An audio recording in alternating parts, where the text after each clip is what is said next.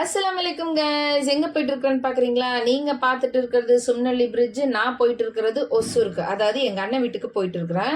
So actually தீபாவளியோடைய special, அதாவது அந்த holiday வந்து அங்கேயே வந்துட்டு நம்ம செலிப்ரேட் பண்ணலாம் அப்படின்னு சொல்லிட்டு கிளம்பிட்டு இருக்கிறது. ஆக்சுவலி நம்ம இன்னைக்கு காலையில தான் இந்த பிளான் பண்ணது.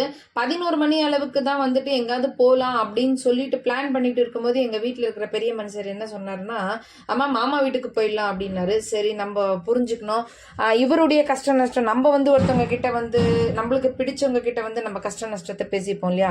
அந்த மாதிரி எங்கள் அண்ணனுடைய பையன்கிட்ட வந்துட்டு கஷ்ட நஷ்டத்தை வந்து என் பையன் வந்து பேசிப்போம். ஸோ அதனால தான் இவன் பிளான் பண்ணியிருக்கிறான் அப்படின்னு சொல்லிட்டு, சரி தசராவுடைய ஹாலிடேயும் வந்து வீட்லேயே நம்ம வந்து இது பண்ணிட்டோம். ஸோ இப்போ இவனுடைய தீபாவளி ஹாலிடேயை வந்து வேஸ்ட் பண்ணுறது வேண்டாம். ஸோ அவன் இஷ்டப்படுற இடத்துக்கே கூட்டிகிட்டு போயிடலாம் அப்படின்னு சொல்லிட்டு தான் நான் கூட்டிகிட்டு போனேன். ஆனால் வந்து எனக்கு ஜெர்னி பண்ணோன்னா வந்துட்டு பிடிக்கவே பிடிக்காது, சுத்தமாகவே பிடிக்காது. ஏன்னா வந்துட்டு பேக் பெயின், ஜெர்னி பண்ண அன்னைக்கு தலை மண்டை குடைச்சல், உடம்பு முடியாமல் ஆகிடும் எனக்கு ரொம்ப. அதனால தான் வந்துட்டு நான் வந்து ட்ராவல் பண்ணோன்னாலே வந்துட்டு கொஞ்சம் பின்னு காலை தான் வைப்பேன், முன்னு காலை வந்து வைக்க மாட்டேன்.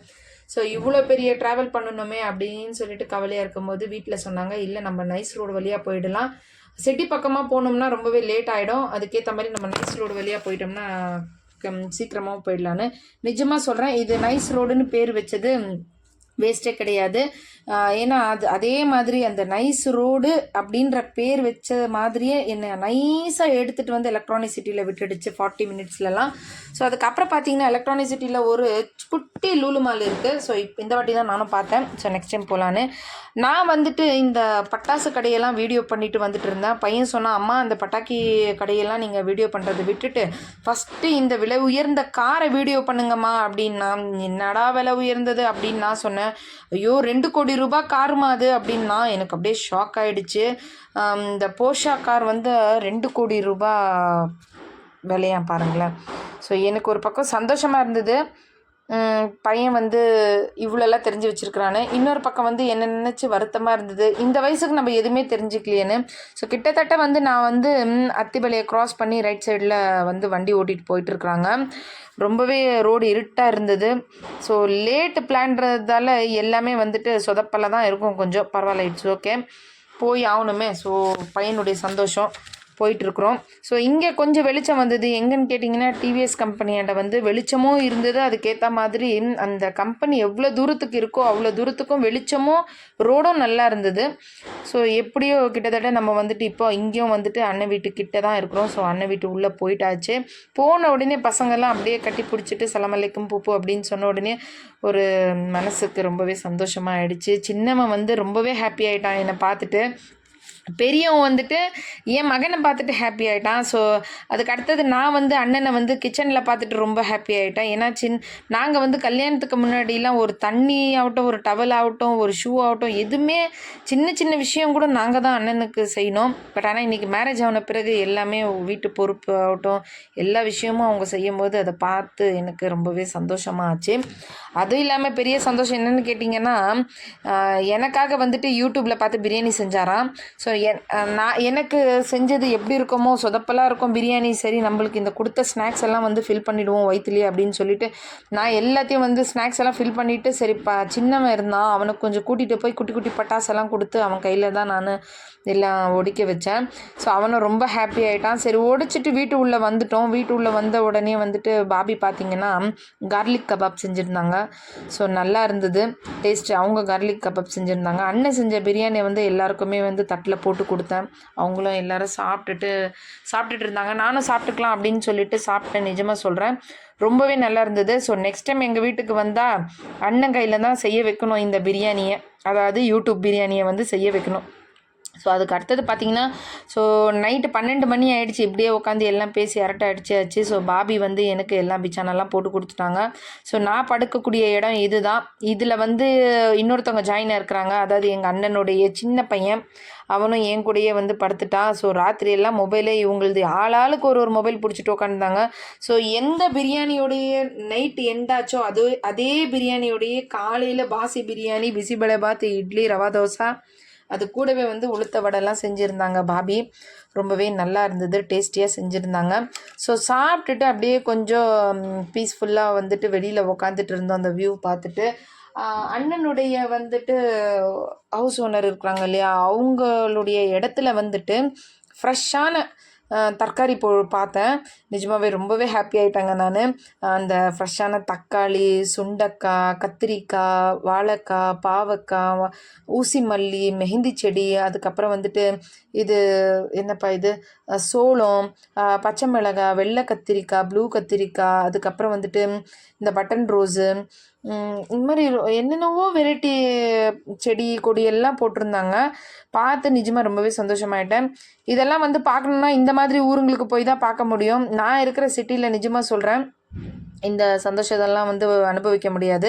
ஸோ அங்கே போனோம்னா இதெல்லாம் பார்க்கலாம். நான் சின்ன வயசில் சாப்பிட்ட அந்த கொருக்களிக்காய் வந்து பார்த்தேன், ரொம்பவே ஹாப்பி ஆகிட்டேன். ஸோ அதுக்கப்புறம் அது எல்லாமே பார்த்துட்டு வீட்டுக்கு வந்தேன். ஒரு டீ போட்டு கொடுத்தாங்க, அதையும் குடிச்சிட்டு இப்போ கிளம்புற டைம் வந்துடுச்சு. ஸோ கிளம்பிட்டு இருக்கிறோம். அண்ணன் பசங்க முகத்தை பார்க்க முடியல. பெரியவன் வந்தும் தலையே தூக்கி பார்க்க மாட்டான், அந்த அளவுக்கு ஒரு சோகமாக ஆயிட்டான் நாங்கள் கிளம்புறோம் அப்படின்னு சொல்லிட்டு. சரி நெக்ஸ்ட் டைம் நீங்கள் வாங்கப்பா அப்படின்னு எல்லாம் சொல்லிவிட்டு நானும் வரேன், இப்போ ஃபீல் பண்ணாத அப்படின்னு சொல்லிட்டு கொஞ்சம் அவனுக்கு ஆறுதல் கொடுத்துட்டு, அதுக்கு அடுத்தது நான் வந்துட்டு அத்திபலைக்கு வந்திருந்தேன். அத்திபலையில் வந்துட்டு ஆக்சுவலி என்னுடைய பெஸ்ட்டு ஃப்ரெண்டுடைய அக்காவுடைய ஹஸ்பண்ட்க்கு கொஞ்சம் ஹெல்த் இஷ்யூ ஆகிட்டு இருந்தது.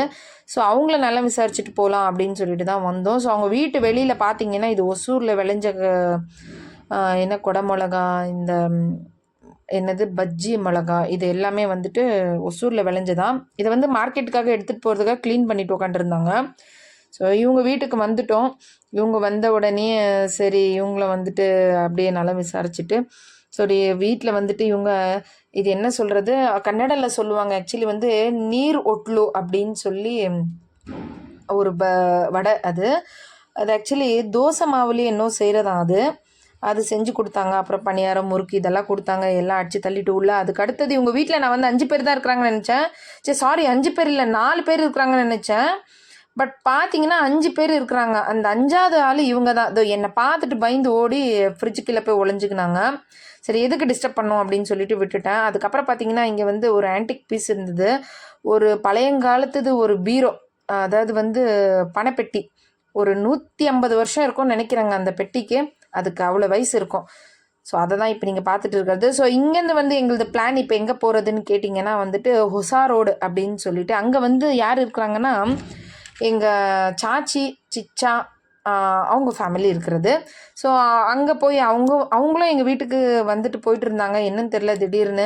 ஸோ அவங்களும் கொஞ்சம் ஹெல்த் இஷ்யூ இருக்கிறதால தான் வரல. சரி அவங்களால தான் வர முடியல, நம்மளாவது போய் அவங்கள போய் பார்த்துட்டு வரலான்னு ஸோ சர்ப்ரைஸாக போனோம். போன சந்தோஷத்தில் அவங்க வந்துட்டு நம்மளை பார்த்த உடனே ரொம்ப சந்தோஷமாயிட்டு ஒரு சின்ன கேட்டுக்கு ஒரு சின்ன பூட்டு போட்டு வச்சுருந்தாங்க.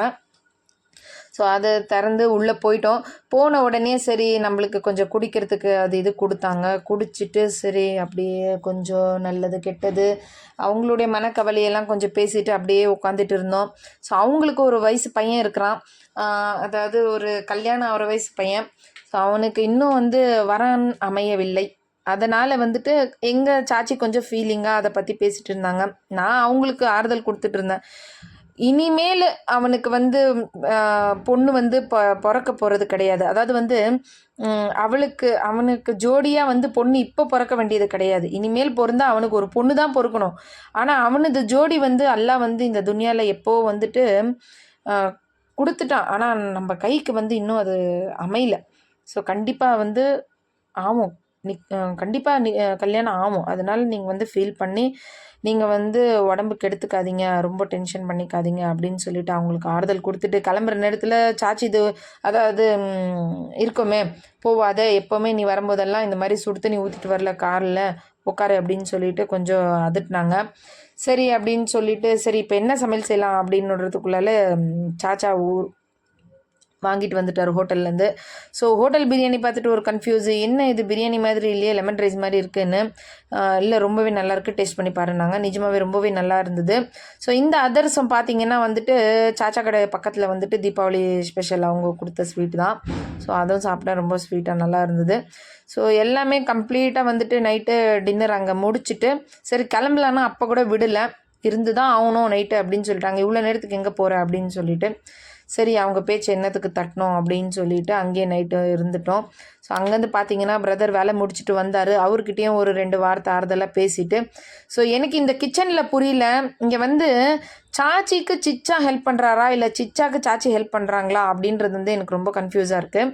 ஸோ அப்படியே வந்து காலையில் ஆயிடுச்சு. இப்போ வந்து பார்த்திங்கன்னா ஒரு தோசை, ஒரு சட்னி, அது கூட வந்து வடை, தொட்டுக்கிறதுக்கு வடை இருந்தது.